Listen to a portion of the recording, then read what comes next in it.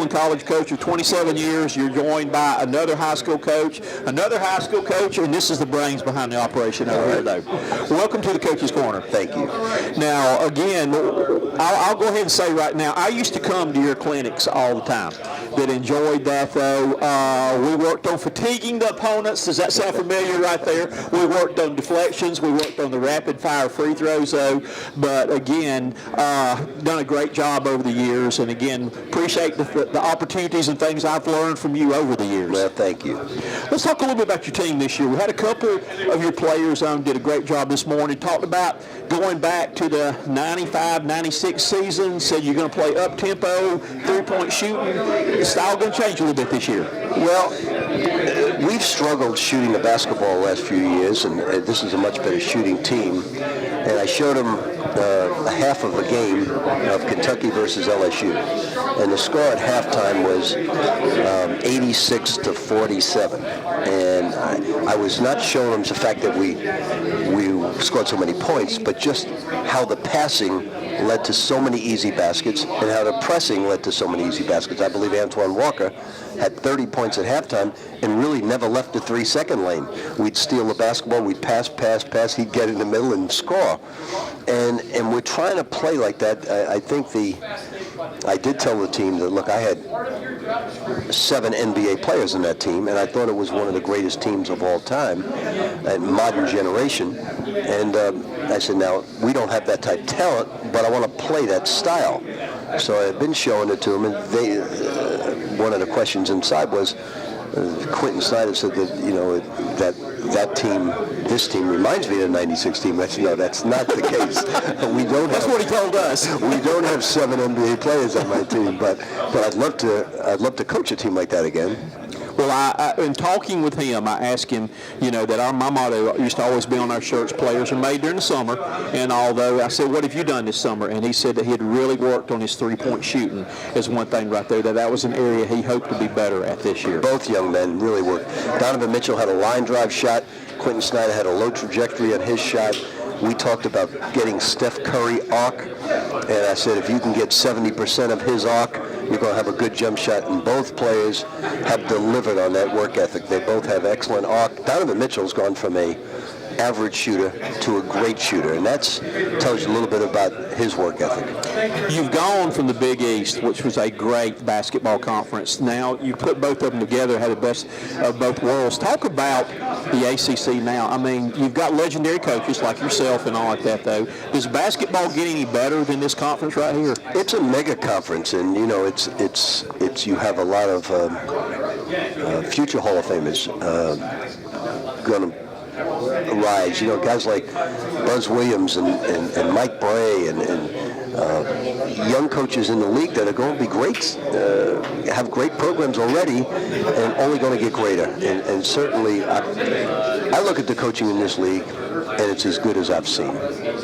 Now I thought the Big East was great, but guys like Danny Manning and Buzz, and now Josh Pass is coming in the league. Certainly Pittsburgh had a coaching change, and Jamie was great. But Coach Stallings is also outstanding. And Danny Manning's going to get it done at Wake Forest, give him a couple of Jimmy Christian at BC. They need to get some players. And the problem with rebuilding in this league, because you have to get, my son's going through it in Minnesota, you have to get not only good players, but you have to get players as good as Duke, Carolina, and Louisville, and Syracuse. So it's not just getting good players, you have to get players at that level, because you're not going to beat those teams unless you do. Have you had any experience or struggles with transitioning from leagues as far as on your end, having to change anything? Well, just...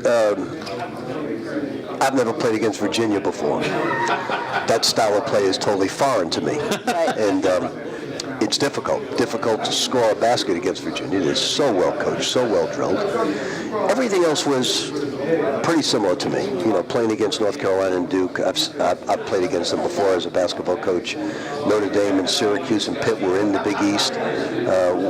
But outside of Virginia, it's pretty much the same. Virginia has a unique style.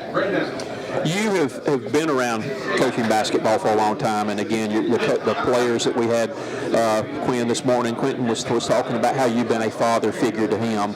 What do you enjoy most about coaching basketball? Probably where I'm at today. I'm old today, relatively speaking to the other coaches. Although we do have some older ones in this conference. Wish they would retire. I enjoy the fact that my passion is better today than it was 30 years ago, because I'm not trying to move up the ladder and get a better job. I'm not trying to make more money. I'm not trying to build a reputation.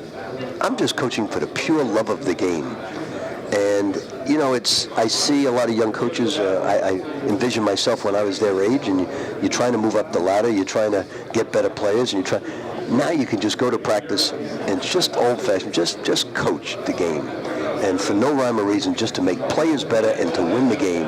And truly coach. We always say to players, play for the name on the front. Truly coach for the name on the front as well. You're not trying to move up or get any publicity. Matter of fact, the less publicity I get, the better I like it today. So it's something that I really cherish. Basketball is such a at this level, time-consuming thing. What does Rick Pitino like to do just to relax and get away from it?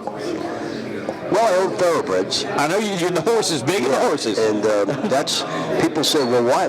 How long do you want to coach? And I say, I'd like to coach until age 90 because of the thoroughbred industry. I have to coach to age 90 from owning horses. All right. When you get so don't buy any horses if you're listening out there. The only horses I've got are on the merry-go-round. My father was in the carnival business. And they're cast iron, and they don't weigh as much as a real one, but they're still hard to lug right there, though. Back to the serious note, do you have a favorite quote or anything inspirational that you say, like typically every pregame? Is there something in particular that gets your players fired up for the game? Not really. Every opponent's different, but I do tell them one thing about away from the lines. I tell them all the time, like I said to a player the other day, he kept taking himself out of practice. And I said, now you had a day off. Did you have anything to drink the other day? And he's new to the program. And I said, were you drinking beer at all? And he looked at me, and he's over 21. He said, yes, I had a couple beers. We went to a party. I said, good, you passed the first test. And the first test is, if I ask you a question, I want the truth. And I always tell the team the same thing. If you tell the truth all the time, your problems will become part of your past. If you lie, your problems are going to be part of your future. So that's the one thing I tell him. And I used it. He looked at me straight like I knew he had a couple of beers. And he said, now can I ask you a question, Coach? I said, what's that? He said, you know I'm 22, but why did you think I had a couple of beers? I said, you kept subbing yourself out, and nobody ever does that with me.